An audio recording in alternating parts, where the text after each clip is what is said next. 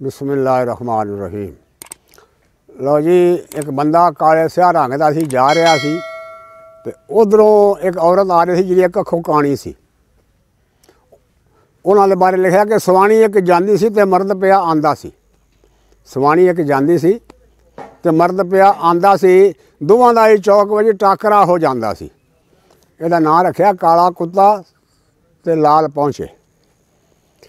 अच्छा, सवाणी एक जाती सी ते मर्द पिया आंदा सी, दोवां दा चौक टाकरा हो जांदा सी। किसी ने भी अपनियां अखां नूं ना डकिया, दोवां ने ही दूरों एक दूसरे नूं तक्या। दोवां ने ही दूरों एक दूसरे नूं तक्या। मर्द काला शाह सी, कोई घटा छाई होई सी, हत्थां उत्ते रंगली जी मेहंदी लाई होई सी। मर्द काला स्याह सी, घटा छाई होई सी, हत्थां उत्ते रंगली जी मेहंदी लाई होई सी। ये गल याद रखो, जिहड़ी वो सवाणी सी बड़ी वो मखौलण सी ते बड़ी वो सियाणी सी। वो बचड़ियां नूं खाणी पर एक अखों काणी सी।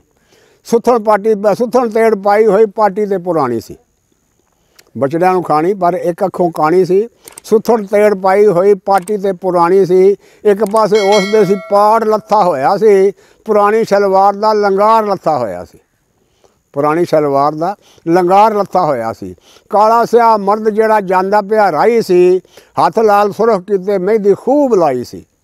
सवाणी पहला हिट कीती, वे तूं आंदा ते नहीं वेखिया।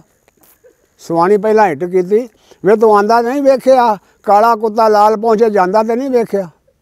काला कुत्ता लाल पहुंचे जांदा ते नहीं वेखिया।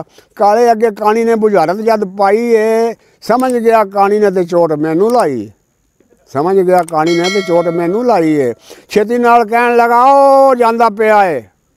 छेती नाल कहन लगा ओ जांदा पिया है। ओ कानपुरों लंघ के ते पाड़पुर गया है।